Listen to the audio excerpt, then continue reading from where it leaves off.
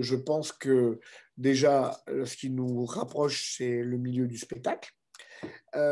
Oui, c'est vrai, le milieu du spectacle, parce que des drag queens sans spectateurs, ben, je ne vois pas vraiment l'intérêt de se déguiser et de se perruquer, de se maquiller pour rester dans sa cuisine ou devant son miroir dans sa salle de bain. Donc, il y a ce côté aussi démonstratif. Donc, il y a ce côté-là. J'irais presque, maintenant en réfléchissant, à dire que vous êtes, en parlant des drag queens, vous êtes des illusionnistes, finalement. Parce que qu'est-ce qu'un illusionniste? C'est quelqu'un qui fait croire à quelque chose qui n'existe pas et où les gens peuvent imaginer ce qu'ils veulent. Voilà, un illusionniste, moi je crée de l'illusion. Et finalement, des drag queens, c'est un petit peu ça. C'est-à-dire que vous créez exactement comme un magicien un personnage. Quand moi je joue le rôle d'un magicien sur scène, c'est tout simplement parce que je fais croire aux gens que je suis magicien et je joue le rôle du magicien, évidemment, et heureusement que je ne suis pas un vrai magicien, que je n'ai pas de pouvoir magique et que tout ce que je fais est évidemment complètement truqué. Et c'était pour le plus grand plaisir des gens que je truque ça. Je suis un bluffeur professionnel et j'ai envie de dire aux gens, laissez-vous bluffer. Eh bien, pour les drag queens, c'est un peu pareil. Je pense que ce sont des illusionnistes qui créent ce personnage comme moi, le magicien, qui crée un personnage qu'ils s'inventent avec le biais de maquillage, de perruque, personnalité aussi. Et, et on est finalement, on n'est pas très très loin du même métier. Il faut que le personnage corresponde au numéro. Alors, moi, je suis un spécialiste de la grande illusion. J'ai toujours mis en scène tous mes numéros. J'ai un personnage qui s'appelle Copain, qui lui est maquillé tout en blanc avec des gros yeux noirs. Il joue un peu le rôle de Quasimodo, de personnage un peu naïf, qui est toujours à mes côtés. Il a ce personnage un peu, voilà, un peu étrange et en même temps, il fait peur, mais en même temps, il est émouvant. Voilà, j'ai cherché le mot. Il est émouvant, il plaît beaucoup aux enfants.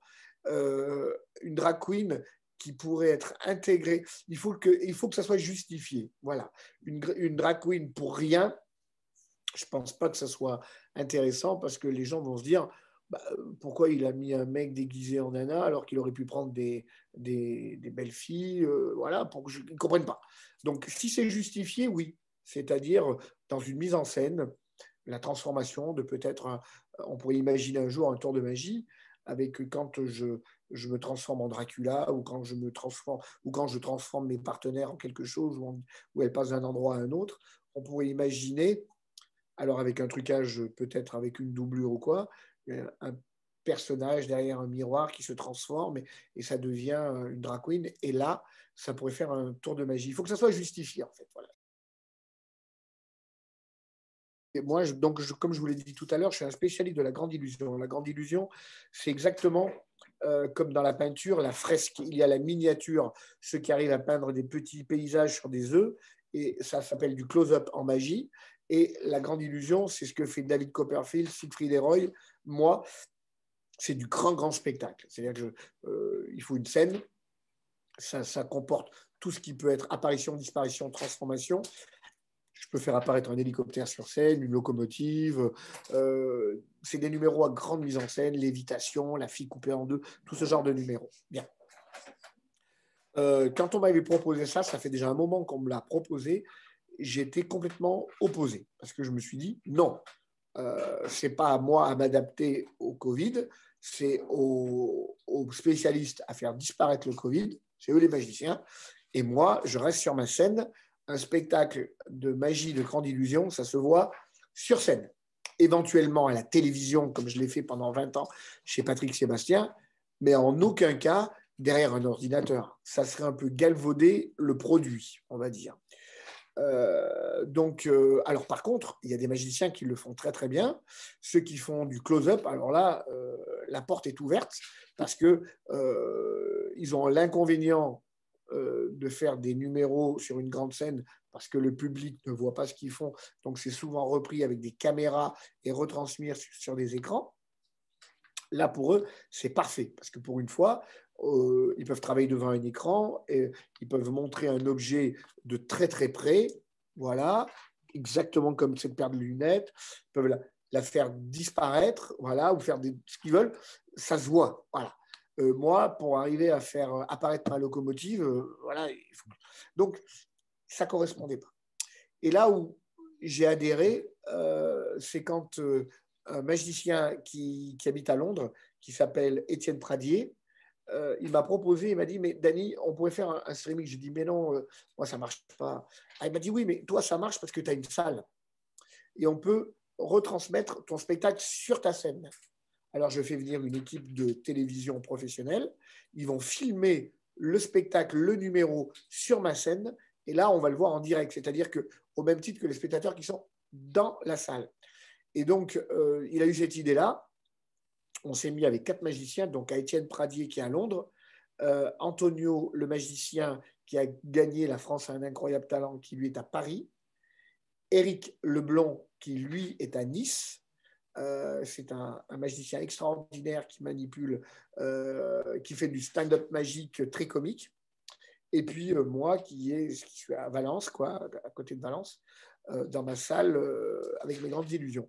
Donc le mélange des 4 magiciens avec chacun notre spécialité, je pense que ça va donner un résultat étonnant. Surtout que le live va durer à peu près 1 heure et quart, même 1 heure et demie, divisé par 4. On peut sortir le meilleur de chacun. Donc ça peut être très intéressant. Tu es un illusionniste, tu as deviné. Évidemment, c'est un numéro qui n'est pas très long, il dure 3 minutes. Donc, je vais à un moment m'envoler sur ma scène avec mon piano parce que j'adore ce numéro. Il est très visuel. Et puis, ce sont des numéros qui sont très, très, très télévisuels, on va dire. Voilà. Je ne vais pas faire de numéro avec la participation du public. Ça, je vais laisser ça à mes confrères. Il y en a un qui va faire, je pense que c'est Antonio qui va faire un numéro de mentaliste avec le public. Étienne Pradier qui va faire plutôt le chef d'orchestre de Londres et qui va faire des trucs amusants. Évidemment, Éric Leblond qui va faire des tours très spectaculaires et drôles, et moi qui va faire de la grande illusion. Et je mets l'accent sur 3 numéros, mais si on peut le dire. Il y aura le piano volant, probablement un numéro qui s'appelle la lévitation sur jet d'eau, où je couche sur un coquillage rempli d'eau mon assistante Valérie, et avec la force de l'eau, elle tient dans les airs, comme ça, après on coupe l'eau. C'est toujours très très joli de voir une fille qui vole dans l'espace. Et le dernier numéro, je pense que je vais faire un numéro qui s'appelle le passage, que j'ai appelé le passage. C'est tout simplement 2 simples tréteaux, et Valérie est couchée dessus, elle tient dessus comme ça, et en étant cachée avec un simple petit foulard, je passe à travers son corps. Je marche à travers Valérie et je passe de l'autre côté, comme un fantôme, quoi. Voilà. Et donc, je vais faire ces 3 numéros.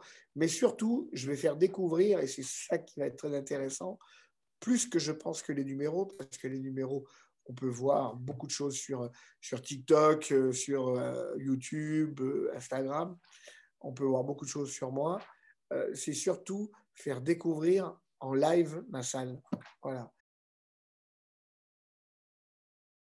On doit répéter le 20 février avec une équipe technique qui viennent. J'ai plus peur de la technique.